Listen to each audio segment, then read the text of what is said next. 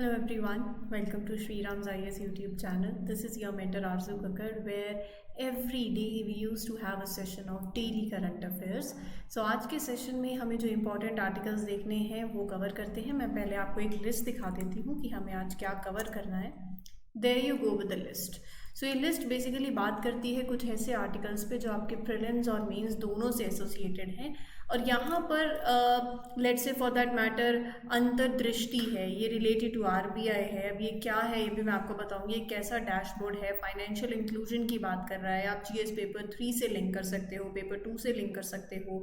Then we have Kakhovka dam. ये dam basically Russia Ukraine के point of view से अभी जो न्यूज़ में है कहीं कहाँ पड़ता है, बेसिकली उधर पड़ता है. मैप प्रैक्टिस यहाँ इंपॉर्टेंट हो जाती है क्योंकि अगर आपने 2023 का प्रीलिम्स का एग्ज़ाम अभी पेपर हुआ ना तो देखा कैसे क्वेश्चंस आए हैं. जो प्लेसेस न्यूज़ में रही हैं उनसे काफ़ी क्वेश्चंस बने हैं. वैसे मैं आपको एक बात सजेस्ट करती हूँ, अभी कर देती हूँ, जिन्होंने भी 2023 का प्रीलिम्स का पेपर नहीं देखा है तो वो देख लो, वो अनदेखा मत करो. और 2024 के अटेम्प्ट की तैयारी से पहले दो चीज़ें, एक तो होती है प्रीवियस ईयर क्वेश्चंस, मतलब दो चीज़ें आपको बहुत ज़्यादा ज़रूरी है स्टार्टिंग में ही करनी है. एक तो अभी 2023 का पेपर देखो, इस बार का जो प्रीलिम्स का पेपर आया है कैसे आया है, आपको एक समझ लगेगी चीज़ों की. और दूसरा, जैसे मैं बता रही हूँ कि जैसे ये चीज़ें किसके साथ लिंक करती है, ग्राउंड लेवल ओजोन किसके साथ लिंक करता है, अब हम production linked incentives for manufacturing do they work, तो ये आपके जीएस पेपर 2 पेपर 3 के साथ कहाँ सिट बैठती हैं. ये आपको खुद से आना चाहिए. जब ये कनेक्टिविटी आ जाएगी ना, न्यूज़पेपर आपके लिए जस्ट लाइक केक वॉक ऐसे हो जाएगा. तो वो उसके लिए सिलेबस याद होना चाहिए. बिना सिलेबस के हम कौन से एग्जाम की प्रिपरेशन करते हैं? बचपन से ही, मतलब चाहे नर्सरी से ही सिलेबस तो देखते हैं ना कि ये सिलेबस में ये पूछेगा तो बच्चा उसी तरीके से प्रिपेयर करता है. हम जो यूपीएससी सिविल सर्विस एस्पिरेंट्स हैं जो उसकी तैयारी कर रहे हैं वो सिलेबस नहीं देखते हैं. वो सिलेबस देख के बस हटा देते हैं उसको. वो याद करने वाला सिलेबस है. जब तक सिलेबस याद नहीं करोगे ये सब वेस्ट है. वो कनेक्टिविटी अगर खुद से लाना चाहते हो तो मेक श्योर कि आप सिलेबस ज़रूर याद करो. अब रही बात इन सब चीज़ों की, तो अंतर्दृष्टि, Kakhovka dam, food safety index क्या है, क्यों है, इसमें क्या कौन कौन सी स्टेट्स टॉप परफॉर्मिंग स्टेट्स हैं वो देखेंगे. न्याय विकास पोर्टल क्या है, वर्ल्ड ओशन डे 8 जून को होता है तो इसके रिगार्डिंग इसकी थीम और काफ़ी और इम्पॉर्टेंट पॉइंट्स हैं. ग्राउंड लेवल ओजोन से एक सवाल बन सकता है तो ये एनवायरनमेंट सेक्शन से आप लिंक कर सकते हो. प्रीलिम्स के पॉइंट ऑफ व्यू से भी ये सारे इंपॉर्टेंट टॉपिक्स हैं. आज एक एडिटोरियल आया, do production linked incentives for manufacturing work. अगर आप इन सेशंस के साथ रेगुलर हो तो आपको पता होगा मैंने मैन्युफैक्चरिंग सेक्टर को लेके ऑलरेडी एक एडिटोरियल कवर किया हुआ है जहां पर हमने इश्यूज क्या आ रहे हैं मैन्युफैक्चरिंग सेक्टर में वो देखे थे. उसको इसके साथ लिंक करना बहुत ज़रूरी है. फॉर दैट मैटर मैं तो आज कनेक्टिविटी कर दूंगी, लिंक करवा दूंगी, लेकिन अगर आप डेली सेशंस नहीं देखोगे ना तो फ़ायदा नहीं है. फिर वो तालमेल होता है वो नहीं बैठेगा. इसीलिए डेली सेशंस देखो क्योंकि चीज़ें कनेक्टेड होती हैं. कल जो हमने किया, परसों जो किया, 4 दिन पहले किया, तो ऐसा मत करो एक दिन देखा 4 दिन गायब हो जाते हैं. Don't do that. And make sure अगर आपको सेशन अच्छे लगते हैं तो अपनी अटेंडेंस को ज़रूर मार्क करनी है. कैसे करना है? Just by liking the session. Comment section में बता सकते हो सेशंस कैसे लग रहे हैं. And do subscribe to Sriram's IAS channel also. तो अब शुरू करते हैं हमारा पहला आर्टिकल जिसमें हम एडिटोरियल लेंगे, do production linked incentives for manufacturing work. What do you think? PLI schemes हमने करी है ना, प्रोडक्शन लिंक्ड. इंडिया में मैन्युफैक्चरिंग स्ट्रॉन्ग करने के लिए आप पीएलआई स्कीम्स लेकर आए, राइट, इंसेंटिव देते हो ताकि मैन्युफैक्चरिंग बूस्ट हो. तो क्या ये एक्चुअल में आते वर्किंग? इशू क्या है, अंडरलाइंग इशू क्या है, ये जानना है. और इसके लिए ये कॉन्वर्सेशन हुई है. सो यहाँ पर हमारे लिए थोड़ा सा पहले मैं आपको मैन्युफैक्चरिंग सेक्टर का एक look the glance I would provide you. यही बोल रही थी कि ये हम ऑलरेडी कवर कर चुके हैं, हम मैन्युफैक्चरिंग सेक्टर के बारे में बात कर चुके हैं, बट स्टिल मैं वापस से ले रही हूँ ताकि आप सिंक में आ जाओ चीज़ों के साथ. मैन्युफैक्चरिंग सेक्टर देखो ऐसा है, इकोनॉमिक कॉन्ट्रीब्यूशन अगर उसकी देखूँ तो manufacturing accounts for about 15% of the country's GDP.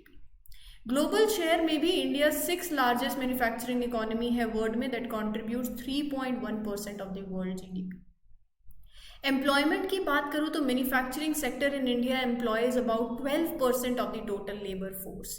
Like more than 30 million people are employed in this sector, organised unorganised सबको मिला के। कैपेसिटी यूटिलाइजेशन में भी India's manufacturing sector stood at 72%। FDI inflow की बात करो तो 35% of all the FDI inflow there in India. तो इंडिया एक रैपिडली इमर्ज हो रहा है as a preferred country for foreign investment manufacturing sector में। एक्सपोर्ट भी अच्छा है, लेकिन दिक्कत कहाँ है? दिक्कत है कि जो स्लो ग्रोथ है, ग्रोथ वो नहीं है जो कि रिक्वायर्ड थी, एक गैप है।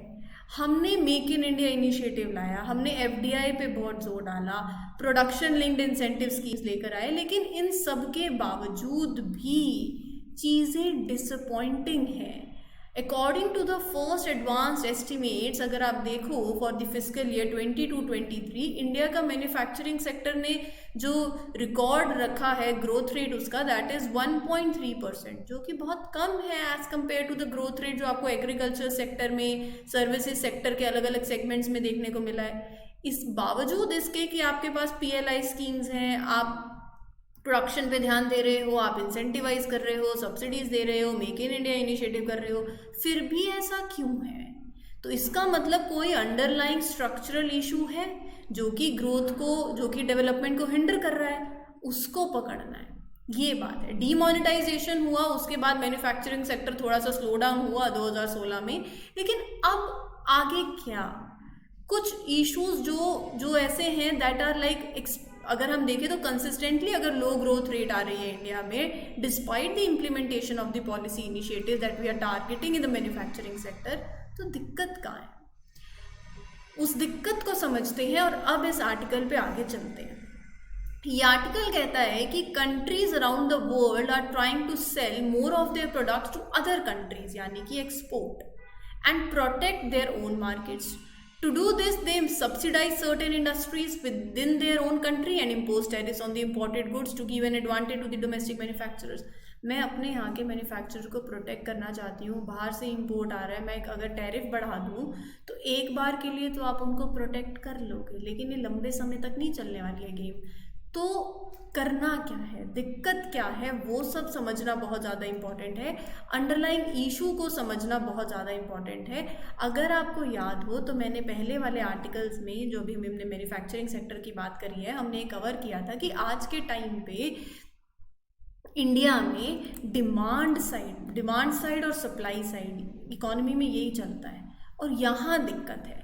डिमांड ही नहीं, आप प्रोडक्शन करे जाओ, जब डिमांड नहीं है तो कैसे कुछ होगा? और डिमांड क्यों नहीं है ये जानना इम्पॉर्टेंट है। क्यों? क्योंकि आज इंडिया में बेसिक बात अगर देखो तो in contrast to the global average, higher share India has relatively in the food expenditure. लोग फूड, हाउसिंग, हेल्थ, मतलब बेसिक नीड्स को पहले सेटिस्फाई करेंगे, और डिमांड इसीलिए तो नहीं है क्योंकि उनका आधे से ज़्यादा तो फूड एक्सपेंडिचर में खर्चा हो रहा है। So this indicates that demand for manufactured goods may be limited, क्योंकि because of the share of expenditure that is dedicated to food in India. और आपको अब क्या ज़रूरत है? डिमांड क्रिएट करने के लिए जॉब्स लाने की ज़रूरत है, राइट? तो ये चीज़ों को एड्रेस करना बहुत ज़्यादा ज़रूरी है। ये आर्टिकल में भी मेंशन हमने पहले भी किया था, और इस बार का आर्टिकल भी ऐसा मेंशन कर रहा है। सो कन्वर्सेशन हुई, experts are discussing how countries try to capture the market and protect the employment. तो यहाँ पर फोकस हम कर रहे हैं लार्ज स्केल इंडस्ट्रीज पे, हमें फोकस करना चाहिए स्मॉल स्केल इंडस्ट्रीज पे, माइक्रो सेक्टर पे, जो कि ज़्यादा जॉब अपॉर्चुनिटीज़ प्रोवाइड करता है, जहाँ से most of the employment opportunities आ रही हैं। हमारी स्कीम्स ऑर्गेनाइज सेक्टर की तरफ शिफ्ट करने की बात कर रही हैं, जबकि अनऑर्गेनाइज सेक्टर कितनी जॉब अपॉर्चुनिटीज़ देता है। तो इन चीज़ों को समझने की ज़रूरत है, राइट?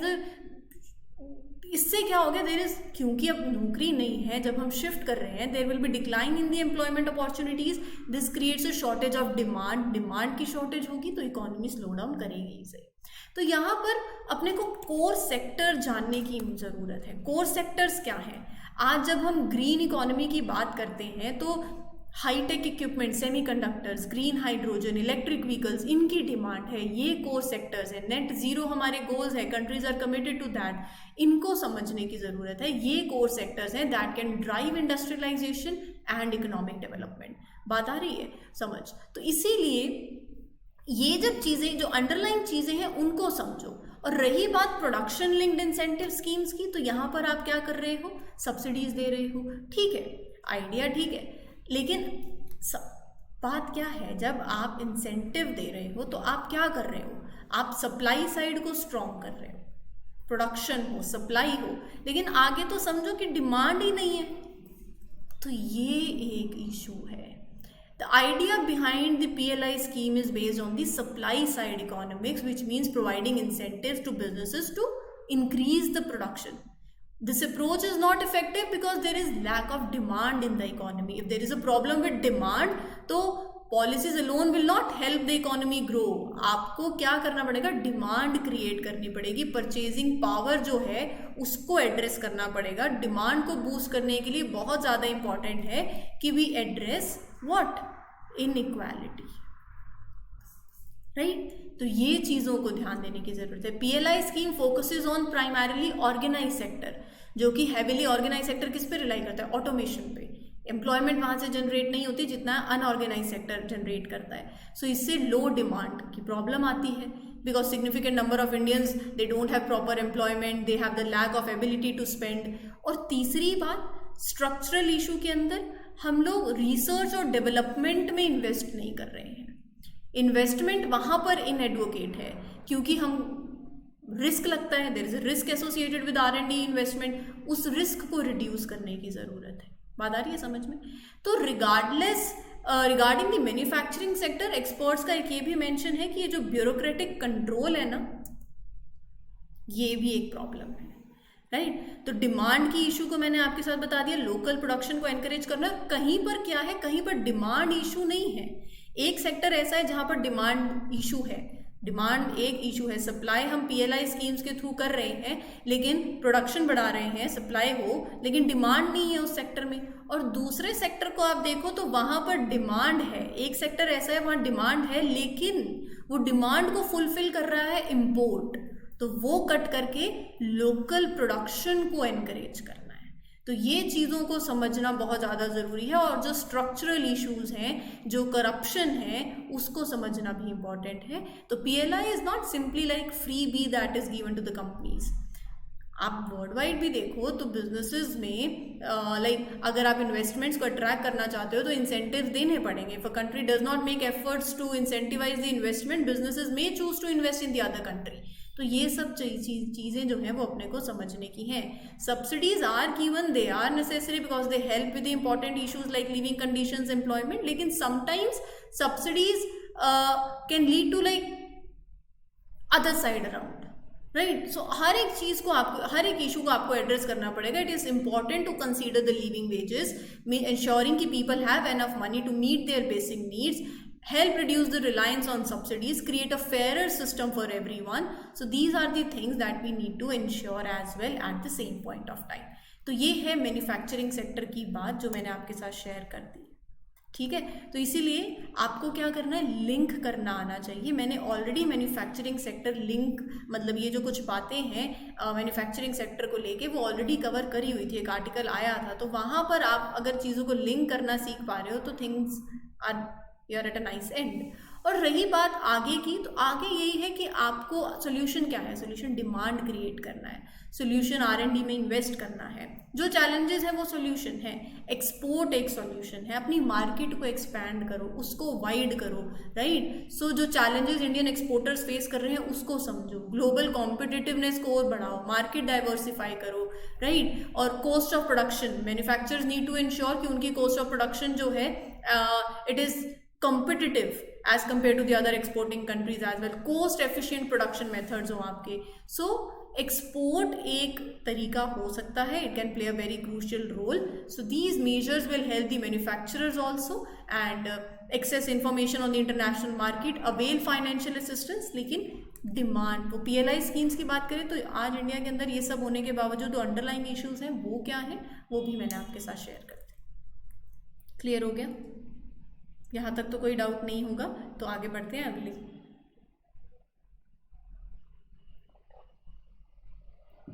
आर्टिकल के ऊपर। अगला आर्टिकल बात कर रहा है ग्राउंड लेवल ओजोन की। According to a new analysis by CSC, that is Center for Science and Environment, right? Civil services exam नहीं. Part of Delhi NCR region is witnessing ground level ozone exceeding the national standards. मतलब क्या है ground level ozone, ये सब समझते हैं. देखो ये आर्टिकल कह रहा है कि अगर हम कंपेयर करें लास्ट 5 ईयर्स को देखें तो उसके कंपैरिजन में मतलब ओजोन जो है, ओजोन क्या है, गुड ओजोन होती है और एक बैड ओजोन क्या है, दोनों में डिफरेंस अभी बताऊंगी. तो the report says that as compare to the past 5 years the amount of ozone pollution in Delhi NCR 2023 में इट वॉज लोअर. तो अच्छी बात है. कंसर्न क्या है? कंसर्न ये है कि the time when ozone level exceeded the safe limits has increased. यानी कि ये कि अगर सनसेट भी हो जाता है तो ozone level remain high for a longer time then expected. ये इशू है. ओजोन जो है ना, बैड ओजोन, वो बनती कैसे है ये देखो. पहले जब सनलाइट की प्रेजेंस में नाइट्रोजन ऑक्साइड्स और वॉलेटाइल ऑर्गेनिक कंपाउंड जो पावर प्लांट से, व्हीकल से, फैक्ट्री से बन आते हैं, ये कंबाइन होते हैं, सनलाइट की प्रेजेंस मिलती है, तो देयर कम्स लाइक NOx और वॉक के इंटरैक्ट से जब ये इंटरैक्ट करते हैं in the presence of sunlight, they undergo the chemical reaction that lead to the formation of ground level ozone. और ये बैड है. इसको ट्रोपोस्फेरिक ओजोन बोलते हो आप. लोअर एटमॉस्फेयर पे बन रही है, greenhouse gas global warming cause करती है. ये गुड ओजोन जो स्ट्रेटोस्फीयर के अंदर है, जो आपको यूवी रे से प्रोटेक्ट करती है, ये जो पोल्यूशन से क्रिएट हो रहा है, इनसे जो वो ओजोन बन रही है, that is bad ozone. It is harmful for the health, for the vegetation, for the ecosystem. अब बात आई समझ में? थोड़ा सा लिंक कर पा रहे हो? ये ट्रोपोस्फेरिक ओजोन है, कलरलेस है, हाईली इरिटेटिंग है, और ये कैसे बनती है वो भी मैंने आपके साथ शेयर कर दिया. अब आर्टिकल कहता है कि दिक्कत क्या है. देखो, during the summer seasons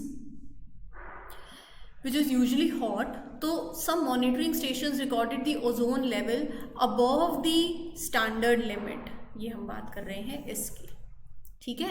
So that is above the standard limit for an average of 4.9 hours. Last summer this was 4.6 hour. So there is a standard limit that is set by WHO to ensure कि there is clean air for people to breathe. Interesting point ये है कि ozone pollution is not limited to this specific region. मतलब सर्दियों में भी, in winter months also, जब cold है, फॉगी कंडीशंस है, विंटर मंथ में भी, तब भी ग्राउंड लेवल ओजोन फॉर्मेशन जो है we have scene.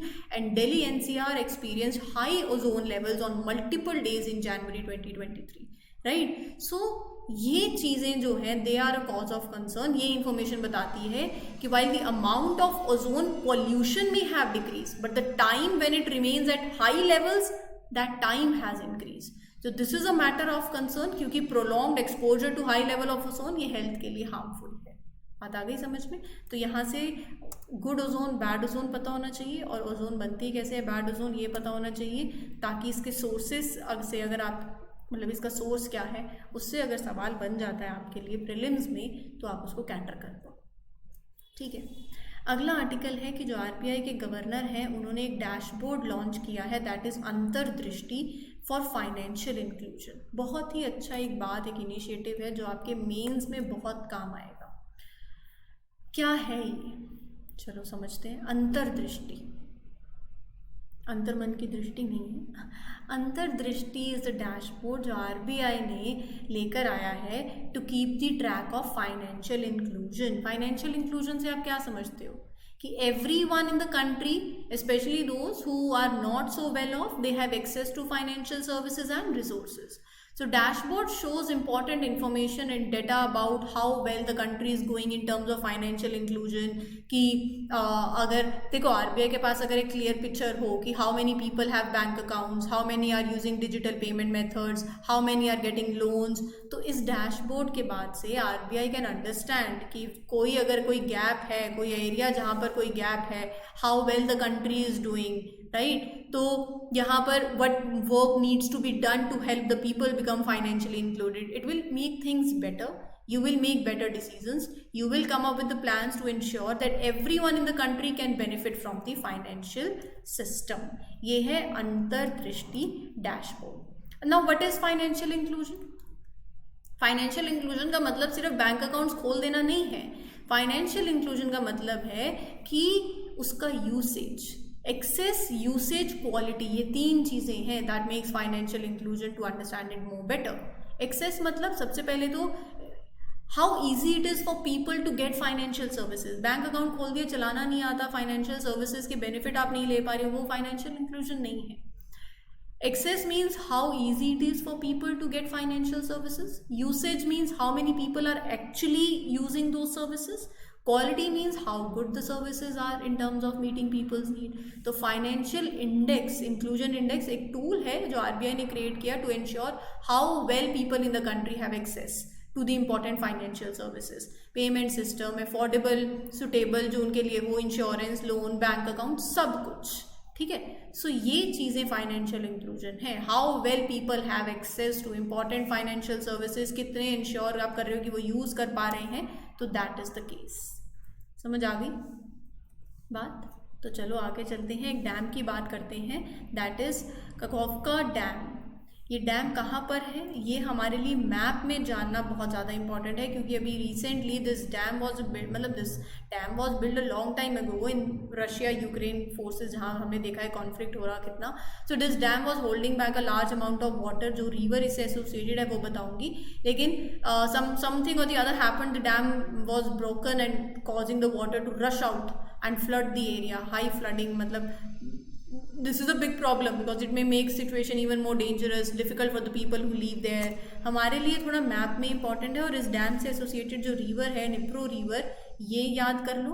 There is also like Kakhovka hydro electric power plant. ये रिजर्वॉयर जो है ये सप्लाई करता है पानी to the Crimean peninsula and Zaporizhzhia nuclear plant. ये सब कहाँ है, ये इंपॉर्टेंट है, मैप में देख लेना। ये न्यूक्लियर प्लांट यूरोप का लार्जेस्ट प्लांट है, और the dam holds a water volume that is equal to great salt lake in the US. तो ये देखो यूक्रेन हो गया, ये हम निपर रिवर की बात कर रहे हैं, ये क्रीमिया ब्लैक सी में जाके ड्रेन करता है। मैप करोगे आज आप, ब्लैक सी कहाँ है, ये सी ऑफ अजोव इधर देख लो। तो ये चीज़ें आपको मैप में देखनी है, मैं दिखा रही हूँ, खुद से भी देखना। 4th लॉन्गेस्ट रिवर है इन यूरोप, और नाइपर रिवर की बात कर रहे हैं, इसकी टोटल लेंथ है 1368 miles, extending from the uplands of Russia's Valdai hills. तो कहाँ की हिल्स हैं, रशिया की। And finally it drains into the Black C.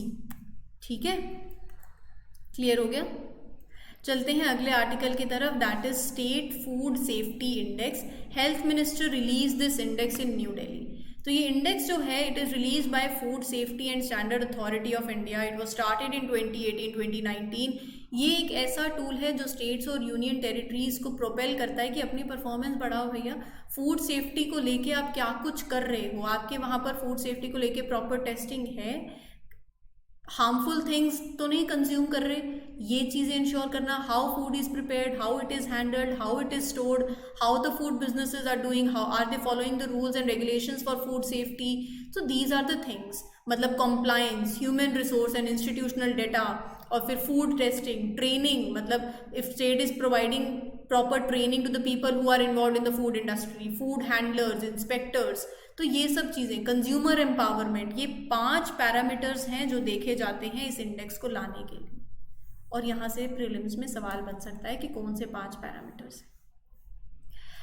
Index के हिसाब से लार्ज, मतलब टॉप परफॉर्मिंग देखें in this food index, large state में Kerala is the top ranking state, followed by Punjab and Tamil Nadu. Small states में Goa is the top ranking state, followed by Manipur and Sikkim, और UTs में Jammu and Kashmir, then Chandigarh, then Delhi. So this is the scenario. अगला article है that is Nyaya Vikas portal, created for monitoring and implementation of centrally sponsored schemes. तो न्याय Vikas portal जो है ना, it is like a digital platform that helps the government to keep track of these schemes, जो programmes जो government run करती है, to make sure कि it helps people and promote development in various areas, right.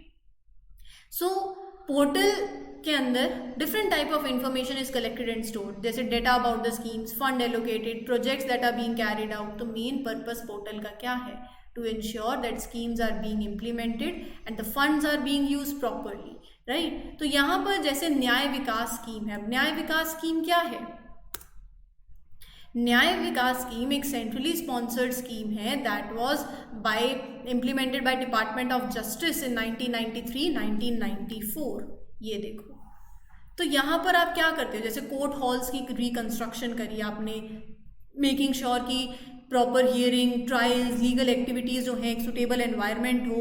So important spaces जहाँ legal proceedings होती हैं, they are important places. So by constructing the new court halls, improving the existing ones, जो residential units हैं for the जजेस, तो ये सब चीज़ों को इंश्योर करना ताकि चीज़ें, the scheme aims to create like better facilities for the judiciary to carry out the work effectively.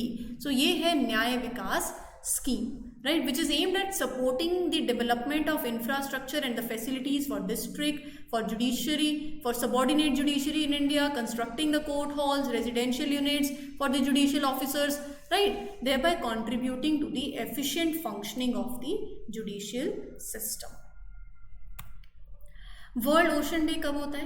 8 June को होता है world ocean day, to create awareness among the people कि भैया कितना नुकसान पहुंचा रहे हो और कितना पहुंचाओगे. Planet ocean tides are changing is the theme for this. मतलब अगर आप देखो ओशन की बात करें ना अगर हम, तो the vast body this ocean it covers like more than 70% of our planet. और जो आप सांस ले रहे हैं, जो हम ऑक्सीजन ले रहे हैं, 50%, at least 50% of the oxygen we breathe ocean produce करता है. प्लांट्स के लिए, एनिमल्स के लिए, it is a place to live. Not only ocean provides you the oxygen and biodiversity, source of food, it is a huge supermarket for seafood. Problem कहाँ रही है? इतना प्रेशर दे रहे हो उसको. मतलब आप सोचो you are taking like more fishes from a pond than it could produce. वही हाल है. 90% of the big fish population have been reduced. Half of the coral reefs you see, they have been destroyed. Imbalance पूरा अच्छे से create कर रखा है. We need to work together. We need to change the way we interact with the oceans, right? Instead of depleting its resources, we should focus on कैसे उसकी vibrancy को, और we need to bring a new life to it. और इसके लिए we need to make better choices. और हम कर सकते हैं by reducing the pollution. अपना कचरा ही अगर सही से डिस्पोज कर दो तो इतना ही काफ़ी है आपके लिए. हम क्या करेंगे? हम कर सकते हैं अपना you dispose your trash properly, इतना ही कर दो. Avoid using harmful chemicals. You can support it. You can support sustainable fishing practices, right? So these are the things that we need to take care of, and World Ocean Day creates awareness about it, right? So this was it for this session. उम्मीद करती हूँ ये session आपको अच्छा लगा हो. अच्छा लगा है तो क्या करना है? लाइक, शेयर और सब्सक्राइब. कमेंट सेक्शन में भी बता सकते हो. This is your mentor Aarzoo Kakkar signing off for today. We'll meet you in the next one. Till then, take care everyone. Good luck, good wishes, happy learning, all the best. Thank you.